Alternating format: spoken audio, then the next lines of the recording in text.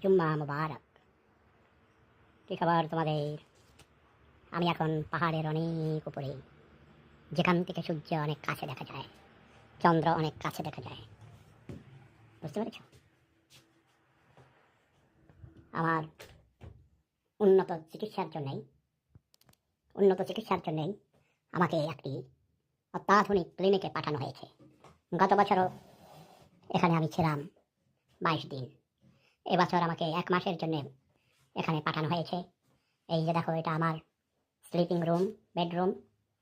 এইখানে আমার টেবিল, এইখানে আমার টেলিফোন, টেলিভিশন, সব কিছু।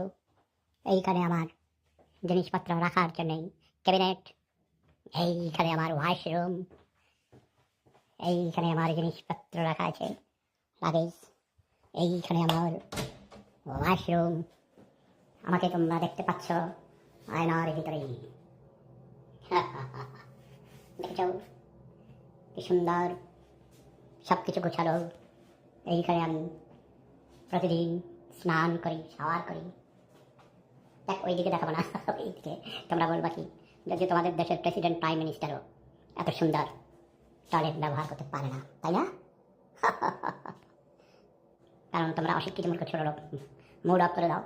তোমরা কথা বলতে জানো না, তোমরা আচার আচরণ জানো না, তোমরা একটা বেয়াদব জাতি, অশিক্ষিত বর্বর ছোট লোক, সব গরিব, আনসোশাল, আনকালচার্ড। ঠিক বলে নেই? তোমাদের চেয়ে এই গাছগুলো অনেক ভালো। এই পাহাড়, এই ঝর্ণা, এই মাঠ, এই ঘাস, এমনকি এই পাথরগুলো তোমাদের চেয়ে ভালো।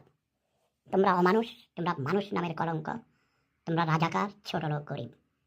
আপনারা সবাই আমার জন্য দোয়া করবেন, আমি সুস্থ হয়ে যেন আবার আমার নিজের বাড়িতে ভিয়ানাতে ফিরে যেতে পারি।